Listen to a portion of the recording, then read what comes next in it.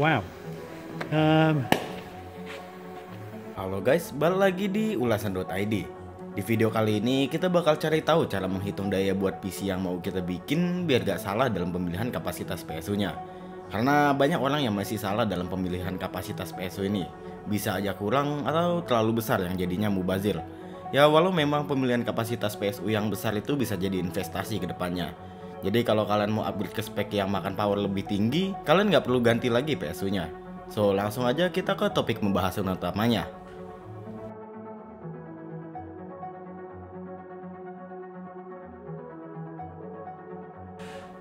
Oke, jadi perhitungan kapasitas PSU yang perlu kalian hitung adalah pilihlah dengan perhitungan worst case atau kemungkinan terburuk.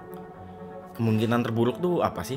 Jadi perhitungan terburuk ini kalian hitungnya dengan berapa maksimal power consumption dari hardware yang kalian mau pakai. Biasanya di web itu ditulis dengan nama TDP, kayak Ryzen 5 5600X. Di situ tertulis TDP-nya 65 watt.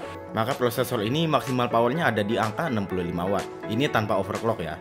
Kalau kalian OC maka pasti bisa lebih dari 100 watt. Maka kita ambil aja angka 65 wattnya ini.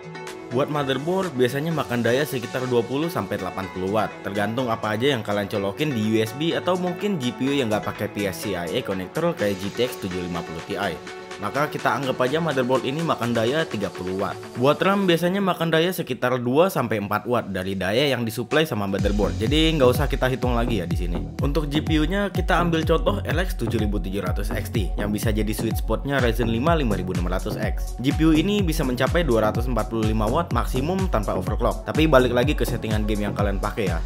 Pokoknya GPU ini punya maksimum power di angka 245 watt tanpa overclock. Kalau tadi part-part utama, sisanya tinggal part-part kecil nih kayak storage, kipas, dan RGB gitu. Buat SSD biasanya makan dayanya kecil ya, sekitaran 10 watt. Begitu juga dengan harddisk yang makan daya sekitaran 20 watt. Dan buat kipas yang ukurannya 120 mm biasanya makan daya 1-3 watt aja. Maka dengan Ryzen 5 5600X yang 65 watt, RX 7700 XT 245 watt, motherboard dan RAM 30 watt, satu SSD, satu harddisk 30 watt, 5 kipas 15 watt, maka kita dapat angka total yaitu 385 watt. Maka power yang dibutuhkan PC ini adalah 385 watt. Tapi ingat, selalu ambil kapasitas PSU lebih besar dari yang dibutuhkan buat menghindari PSU yang gak kuat. Misalnya 400 watt, kalian ambil yang 500 watt aja biar aman. Buat contoh aja, PC pribadi gue di web biasanya disarankan menggunakan PSU minimal 450 watt. Tapi gue pakai PSU yang 430 watt doang, yang dimana itu kurang. Kurang yang kalian cari di web itu bukan berarti gak bisa nyala. Bisa aja nyala, tapi nggak bakal bisa menyentuh kekuatan maksimalnya. Dengan begitu, kalian harus memberi batas kekuatan dari hardware yang kalian punya. Gue pakai PSU segitu doang karena emang awalnya gue build PC ini nggak kepikiran buat pakai GPU discrete. Oke, balik lagi ke pemilihan PSU. Kalau kalian ambil 2 kali atau 3 kali lebih besar juga itu malah bagus banget. Karena kedepannya kalian bisa upgrade tanpa mikirin kapasitas PSU kalian.